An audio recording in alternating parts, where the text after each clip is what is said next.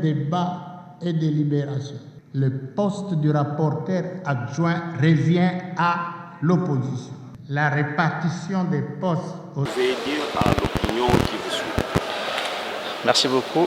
Les travaux étaient essentiellement centrés autour de la répartition des postes au niveau du bureau définitif de l'Assemblée nationale. Comme vous le savez,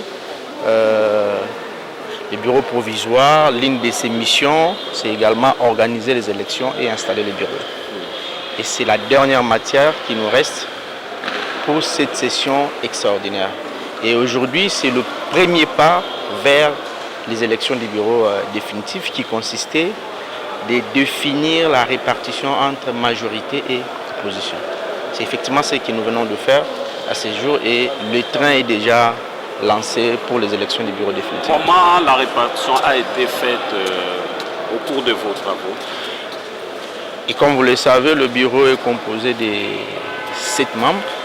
Et sur les 7, nous avons 6 postes pour la majorité. Ça, c'est conformément au poids politique et un poste pour l'opposition, en l'occurrence les rapporteurs adjoints. Le président, le premier vice-président, le deuxième vice-président, les questeurs adjoints et les rapporteurs, c'est pour la majorité et les rapporteurs adjoints, c'est pour l'opposition. Honorable, vous avez été élu par la base. Si vous pouvez avoir un message à la population, parce que les choses ont vraiment traîné au niveau de l'Assemblée, parce que selon les informations à la cité, que non, c'est l'Assemblée qui bloque. C'est pourquoi il n'y a pas de gouvernement jusqu'à présent. Est-ce que vous pouvez avoir un message à la population, surtout votre base? Le plus important aujourd'hui, c'est d'avoir les institutions ou encore, pour mieux le dire, d'avoir les animateurs qui permettent de résoudre le problème de la population.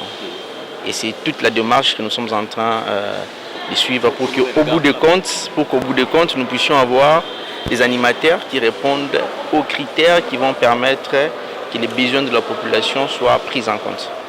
Après débat et délibération, le poste du rapporteur adjoint revient à l'opposition.